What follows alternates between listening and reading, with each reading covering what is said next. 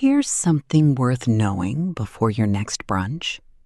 Your subconscious mind is recording everything you say about money right now.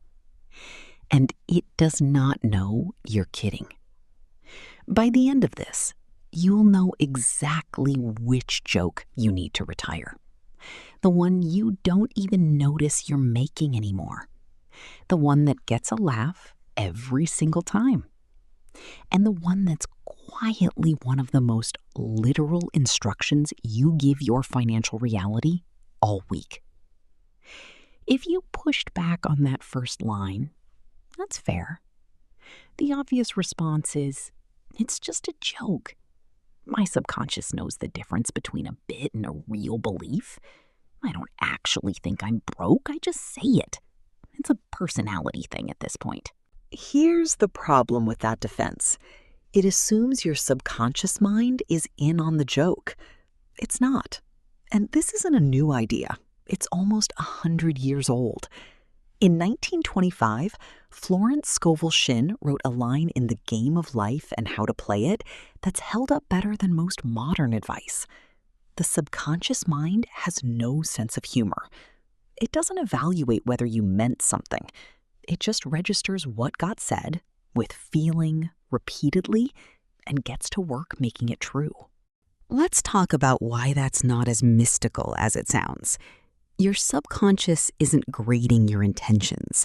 It's pattern matching on repetition and emotional charge. And here's the part people miss. Laughter is emotional charge. When a joke about being broke lands and the group laughs, that's not a neutral moment your mind shrugs off. It's a hit of social reward attached to the exact words you just said. You didn't just say, I'm broke. You said it, got laughed at for it, felt good for a second, and your mind quietly filed that combination as something worth repeating. Not because it's true, because it worked socially. And here's where it gets specific, because most of this isn't happening in genuine financial hardship. It's happening at brunch. You know the moment.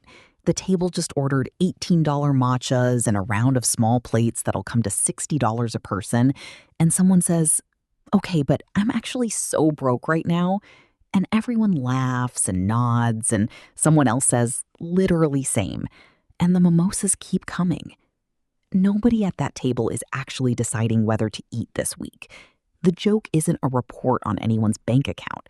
It's a social password, a way of signaling, I'm relatable, I'm not showing off, I'm one of you, while doing something that costs real money. It's almost the opposite of what it sounds like. People who can comfortably afford the brunch performing brokenness as a bonding ritual, because sincerely saying, I'm doing great financially out loud in a group feels braggy and awkward and slightly unsafe socially, in a way I'm so broke never does. That's the part worth sitting with. The joke isn't lying about your finances to feel better. It's often lying about your finances to feel more likable. And your subconscious mind, which, as we've established, has no sense of humor and no sense of social context either, doesn't know the difference between I'm saying this to bond with my friends and I'm saying this because it's genuinely true. It just hears the sentence, feels the social reward attached to it, and adds another rehearsal to the pile. Shinn tells 2 stories in the book that make this uncomfortably concrete, even outside the brunch table version. A woman kept saying, half joking, that she was sick and tired of managing her house and wished she just lived in a trunk. She wasn't serious. It was a throwaway line, the kind you say to get a laugh from a friend. Not long after, her circumstances shrank down to something close to exactly that. Another woman, who actually had money, made a running joke for years about getting ready for the poorhouse, the kind of bit rich people sometimes make about frugality, not unlike joking about being broke while ordering the $18 matcha. Within a few years, she was nearly destitute. Now, I want to be precise about what I'm claiming here and what I'm not. I'm not telling you a joke you made in 2019 is why your card got declined last week. That's not how this works. And treating it that way is exactly the kind of manifestation content this channel exists to push back on. What I am saying is something much more grounded. The words you repeat, especially the ones with a laugh attached, are not neutral. They're rehearsal. And rehearsal shapes belief, whether or not you meant it as a joke, and whether or not it was ever technically true to begin with. Here's the modern version of this, beyond the brunch table, because it shows up everywhere once you notice it. It sounds like, "I'm so broke," as a reflexive response to literally any purchase, big or small, regardless of your actual balance. It sounds like, "Add it to my financial trauma," when you make an impulsive buy you can easily afford. It sounds like, "I'll be paying this off till I die," said about a $40 dinner you paid for in full, in cash, without thinking twice. Each one gets a laugh.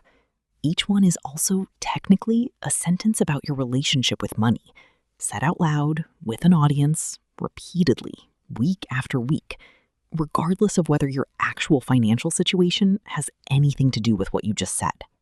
Why does the repetition matter more than the sincerity? Because your subconscious doesn't run on truth value. It runs on frequency and feeling. Something said once, flatly, with no emotional charge, barely registers. Something said 50 times, each time landing a laugh, each time reinforced by a small hit of social approval. That's the exact combination that gets encoded as a belief. Not because you consciously agreed with it, because you rehearsed it successfully, over and over, in front of an audience that rewarded you for it every single time. I want to be really clear about something before we go further, because this is where a lot of manifestation content goes wrong. This isn't a call to ban humor about money, or to walk around performing forced positivity about your bank account, or to announce your net worth at brunch to prove a point. That's its own kind of exhausting, and it's not actually more honest. It's just a different script you're reciting. The distinction isn't never joke. It's between humor that processes a real feeling once and lets it go, and humor that's become your default identity narrative, repeated so often it stopped being a joke and started being a description, regardless of whether it's even accurate anymore. Here's a rough way to tell the difference. A joke that processes something sounds like you had one bad money week, you made one comment about it, you moved on.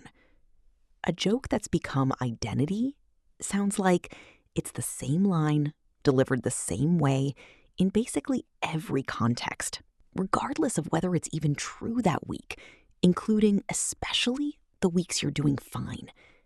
If you're financially comfortable right now, and you still hear yourself performing so broke at brunch on autopilot, that's not commentary on your finances anymore. That's just the record playing. And it's playing for an audience that's clapping along. So, what actually shifts this? Not suppression. Not forcing yourself to say something falsely positive that feels worse than the joke did. And definitely not swinging the other direction into flexing. It's noticing the line the next time it's about to come out, and just sometimes swapping it for something equally natural that doesn't repeat the same instruction. Instead of, "I'm so broke," something like, "That's more than I wanted to spend." Still honest, still fits in conversation, doesn't rehearse a broke identity.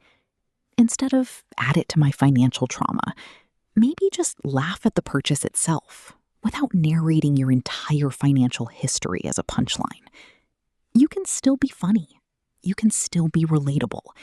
You just don't have to be the one instructing your own subconscious that you're broke 50 times a month in exchange for a laugh you were probably going to get anyway. So here's what I'd leave you with. Think about the last money joke you made about yourself this week. Not the situation, the actual sentence. What were the words? And who were you saying them to? If you can recall it instantly, that's the one your subconscious has heard the most. Not because it's the funniest, because it's the most repeated and the most rewarded. The good news is, a line that got rehearsed can get retired the same way it got installed, by saying something else, on purpose, often enough that the new sentence becomes the reflex instead. Your subconscious was never in on the joke. It was just taking notes, until you decide otherwise.